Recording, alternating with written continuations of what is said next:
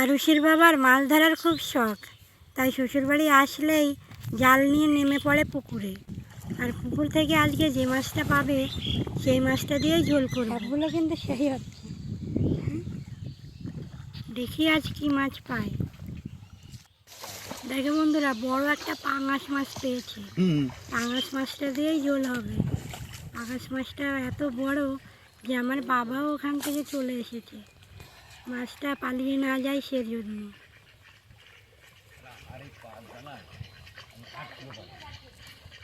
আমি যখন জালে খোঁট দিল এত জোরে আমি বুঝলাম যে পাঙ্গা পাক্কা, মানে এত জোরে। হ্যাঁ, জোর লাগাইছে। হ্যাঁ, বড় পাঙাশ তো। আরো সিরে ও আর কি কার্টুন দিয়ে আসবে রে। এটা পাঙাশ মাছ, এইটা ফলই মাছ, এটা তেলাপিয়া, এটা মৃগেল, এটাও তেলাপিয়ার বাচ্চা। আমরা তো এইগুলো এই নামেই জানি। তোমরা এই মাছগুলো কি কি নামে বলো, একটু কমেন্ট করে জানাবে। দেখো বন্ধুরা, মাছ পেয়ে আমার মেয়েটাও কত খুশি, মাছের সঙ্গে কথা বলছে।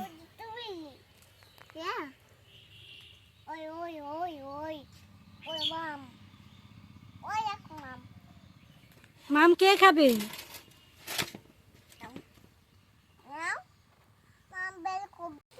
এবার পাঙাশ মাছটা কেটে নিচ্ছি, বড় বড় পিসই করছি। আর বটিতে ধার নেই তো, এই জন্য কাটতে একটু অসুবিধা হচ্ছে।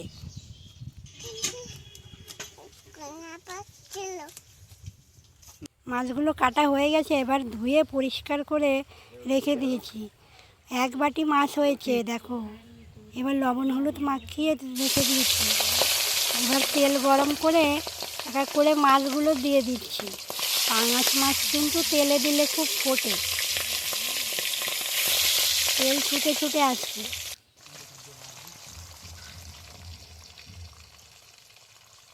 মাছ ভাজা হয়ে গেছে সব। এবার যে মাছের তেল ছিল সেই তেলের ভিতরেই দুটো শুকনো লঙ্কা, জিরে কটা আর একটা তেজপাতা দিয়ে ভালো করে নাড়িয়ে নিচ্ছি। এগুলো ভাজা হয়ে গেলে এর ভিতরে কেটে রাখা পেঁয়াজ কুচিগুলো দিয়ে দিলাম। পেঁয়াজ কুচিগুলো একটু নাড়িয়ে চাড়িয়ে লাল লাল করে ভেজে নিচ্ছি।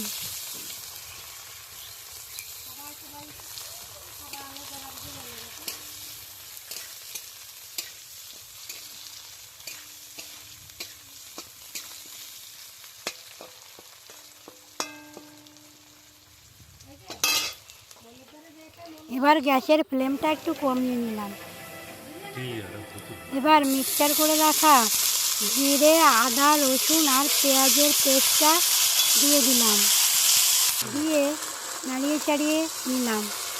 একটু মশলার জল ছিল সেই জলটুকু দিয়ে দিলাম, দিয়ে একটু সামান্য লবণ আর হলুদ দিয়ে দিচ্ছি। এবার আবার নাড়িয়ে চাড়িয়ে নেব, সাথে একটু লঙ্কার গুঁড়ো দিয়ে দিলাম।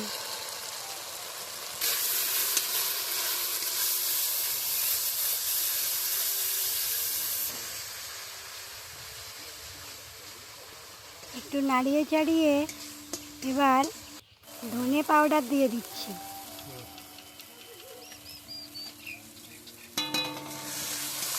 ধনে পাউডার দিয়ে আবার একটু নাড়িয়ে চাড়িয়ে ভেজে নিচ্ছি মশলাটাকে। মশলাটা ভাজা হয়ে গেছে, এবার ধুয়ে রাখা আলুগুলো দিয়ে দেব।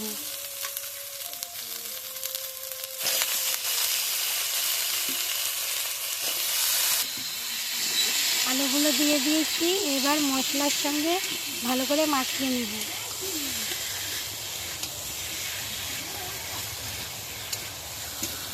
কিছু সময় আলুটা ভেজে নেব।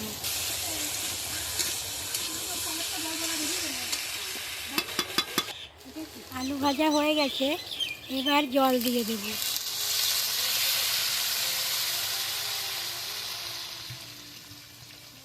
পরিমাণ মতো জল দিয়ে দিয়েছি, তোমরা তোমাদের পরিমাণ মতো জল দিয়ে দিও। এবার স্বাদ মতো একটু লবণ আর একটু হলুদ গুঁড়ো দিয়ে দেব।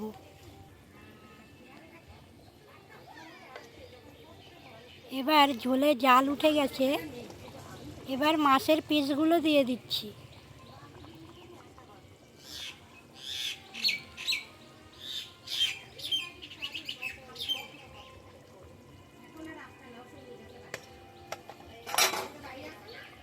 একটু নাড়িয়ে নিলাম।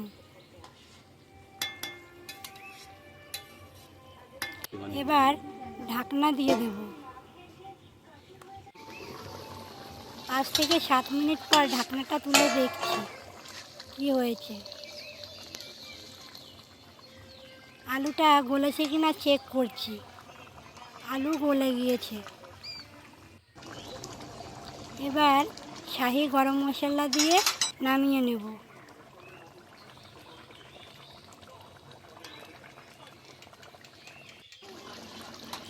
এবার তরকারিটা নামিয়ে নিচ্ছি। তরকারি হয়ে গেছে বন্ধুরা, দেখো তো কেমন হয়েছে তরকারিটা। এবার খেতে হবে।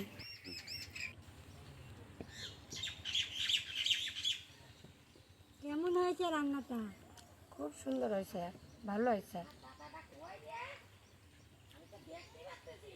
খুব স্বাদ আছে।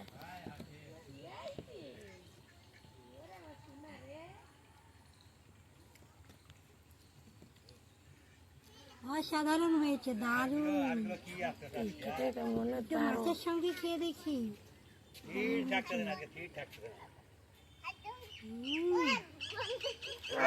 স্বাদ। হ্যাঁ বন্ধুরা, আমার রান্নাটা যদি তোমাদের ভালো লেগে থাকে তাহলে অবশ্যই সাবস্ক্রাইব করে দিও চ্যানেলটা, আর লাইক কমেন্ট শেয়ার করে দিও।